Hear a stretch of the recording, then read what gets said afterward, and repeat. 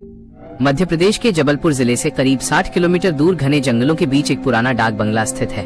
ये बंगला अंग्रेजों के जमाने का बना हुआ है और स्थानीय लोग इसे मौत की कोठरी के नाम से जानते हैं। सरकारी कागजों में इस बंगले का नंबर 13 है। वैसे तो यहाँ सालों से कोई रहने नहीं आया, लेकिन जो भी यहाँ रात रुकने की हिम्मत करता है वो कभी सामान्य नहीं रह पाता। ये कहानी किसी कल्पना पर नहीं, बल्कि उन गवाहों के बयानों पर आधारित है जिन्होंने वहाँ की चीखों को अपने कानों से सुना है। साल 2014 की बात है। वन विभाग के एक युवा अधिकारी राघव की पोस्टिंग उस इलाके में हुई। राघव शहर का पला बढ़ा था और वो इन भूत प्रेत की कहानियों को सिर्फ मनगढ़ंत मानता था।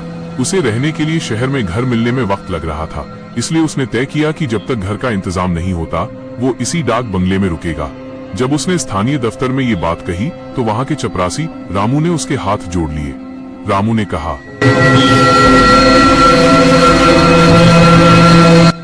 साहब वहाँ मत जाइए, उस बंगले की दीवारों में रूहें कैद हैं। रात को वहाँ जमीन से खून रिसता है और सीढ़ियों पर किसी के चलने की आवाजें आती हैं। राघव ने उसकी बात को हंसी में उड़ा दिया और अपनी जीप लेकर बंगले की तरफ निकल गया। बंगला देखने में बहुत ही भव्य था, लेकिन उसकी हालत काफी जर्जर हो चुकी थी। चारों तरफ ऊंचे ऊंचे सागौन के पेड़ थे जो दिन में भी वहाँ अंधेरा बनाए रखते थे। राघव ने अपना सामान अंदर रखा। शाम होते ही जंगल का सन्नाटा और गहरा हो गया।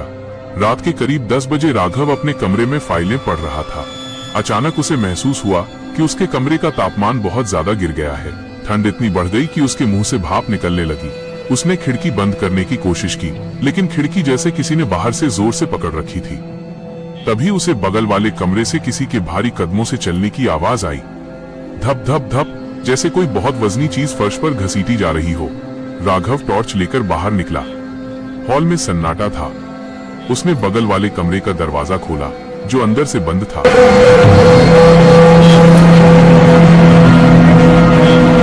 जैसे ही उसने कुंडी छुई, उसे एक जोरदार झटका लगा और वो पीछे गिर गया।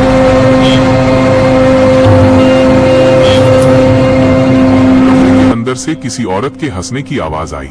वो हंसी कोई सामान्य हंसी नहीं थी, उसमें एक अजीब सी तड़प और नफरत थी।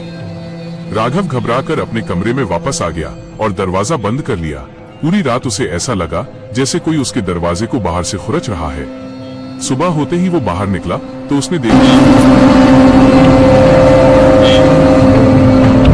कि लकड़ी के दरवाजे पर गहरे नाखूनों के निशान थे। राघव ने तुरंत रामू को बुलाया और उससे बंगले का इतिहास पूछा। रामू ने बताया कि 1940 में एक अंग्रेज अफसर ने अपनी पत्नी की हत्या इसी बंगले में कर दी थी और खुद भी फांसी लगा ली थी। तब से उनकी रूहें इस जगह को नहीं छोड़ पाईं। अगली रात राघव ने एक रिकॉर्डर ऑन करके हॉल में रख दिया। वो ये साबित करना चाहता था कि ये सब सिर्फ हवा का शोर है, लेकिन अगले दिन जब उसने रिकॉर्डिंग सुनी तो उसके रोंगटे खड़े हो गए। रिकॉर्डिंग में पहले 10 मिनट तक सन्नाटा था, लेकिन फिर एक आवाज आई, तुम यहाँ क्यों आए हो? क्या तुम्हें भी मरना है? इसके बाद रिकॉर्डिंग में सिर्फ चीखें और हड्डियों के टूटने जैसी आवाजें थीं।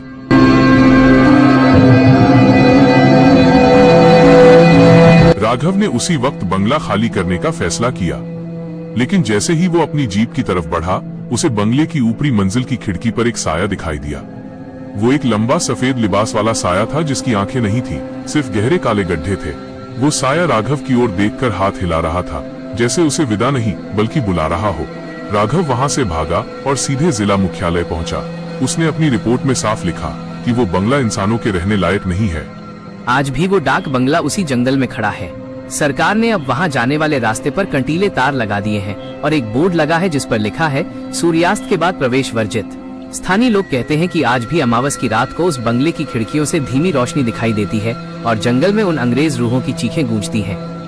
ये डाक बंगला आज भी उन लोगों के लिए एक मिसाल है जो ये सोचते हैं कि रूहें नहीं होती। सच तो ये है कि कुछ जगहें ऐसी होती हैं जहां मौत के बाद भी सफर खत्म नहीं होता।